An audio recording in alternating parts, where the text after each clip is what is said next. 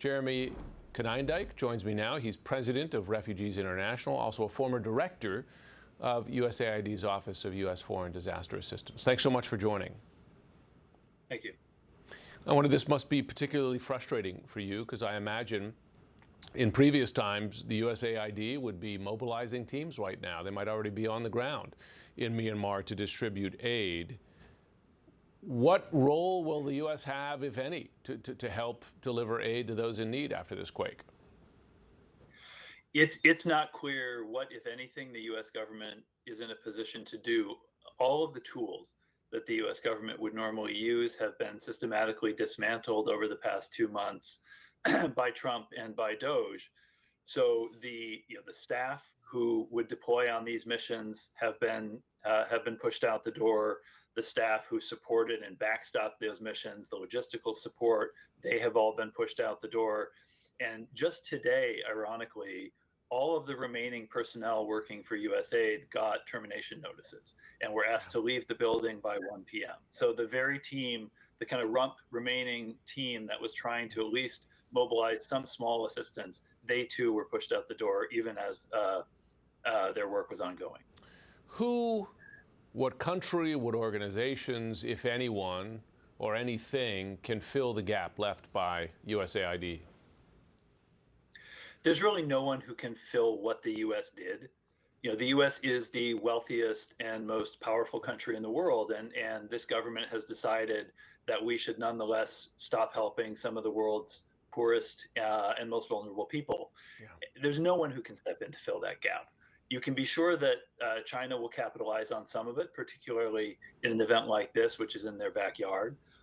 I suspect you will see Chinese search and rescue teams showing up, and American teams will not. Yeah. I was remembering, as we were discussing this today, following the 2004 Aceh earthquake, that a U.S. Navy ship parked off the coast there and was able to deliver so much aid. Of course, that's not going to happen now, it seems. In your experience, did people of the countries where USAID was operating, did they tend to appreciate that aid, right? See it as a positive intervention? They absolutely did. When I was at USAID, I oversaw major disaster responses after the largest typhoon ever to make landfall, when that hit the Philippines, a major 7+ earthquake that hit Kathmandu, Nepal, and many, many others. And always there is appreciation from the population for the life-saving work that USAID would provide. Every bag of food that USAID has ever sent around the world has the words printed on it from the American people. And that is understood, and now it's being lost. Yeah. Some of USAID's functions are being put under the State Department now, though only a fraction of what USAID did previously. Can the State Department effectively fill at least some of the kinds of projects and work previously done by USAID, particularly following an event like this in Myanmar? They're really going to have their work cut out for them. USAID is an operational agency, and particularly the teams that I used to lead, the disaster responders. They are almost like the special forces of humanitarian relief. They are deploying to the front lines and doing the hands-on work. That is very different from the day-to-day work of diplomacy, the core work of the State Department. Ironically, they're firing all of the experts who work for the U.S. government who have done this on behalf of their country for decades.